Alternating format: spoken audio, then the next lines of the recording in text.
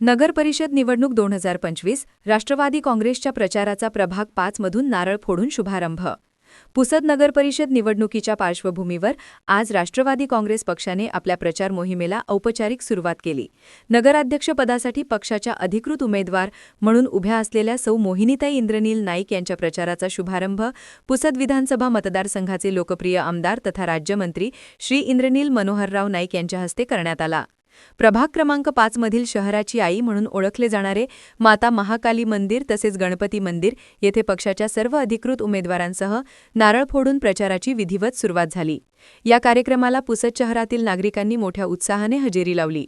पक्षाचे ज्येष्ठ नेते, मान्यवर तसेच कार्यकर्त्यांची लक्षणीय उपस्थिती जाणवली.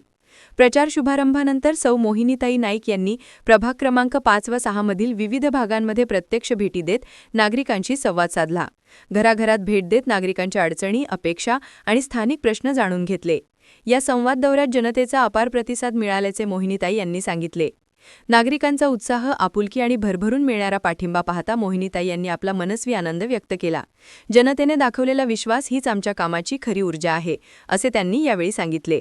प्रभागातील नागरिकांनी पाणी, रस्ते, स्वच्छता, महिला सुरक्षा तसेच युवकांसाठी रोजगाराच्या संधी यांसारख्या मुद्द्यांवर आपल्या अपेक्षा मांडल्या. या सर्व समस्यांचे निराकरण करण्यासाठी सक्षम आणि विकासाभिमुख प्रशासन देण्याचा विश्वास मोहिनीताई नाईक यांनी यावेळी दिला.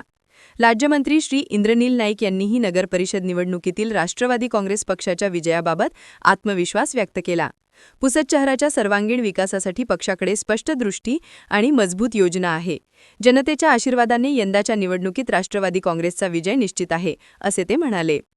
शहरातील नागरिकांनी पदयात्रेदरम्यान उमेदवारांचे मनापासून स्वागत केले. तरुण कार्यकर्त्यांनी घोषणाबाजी करत वातावरण उत्साहपूर्ण ठेवले. महिला वर्गाकडूनही उमेदवारांना मोठा प्रतिसाद मिळाला.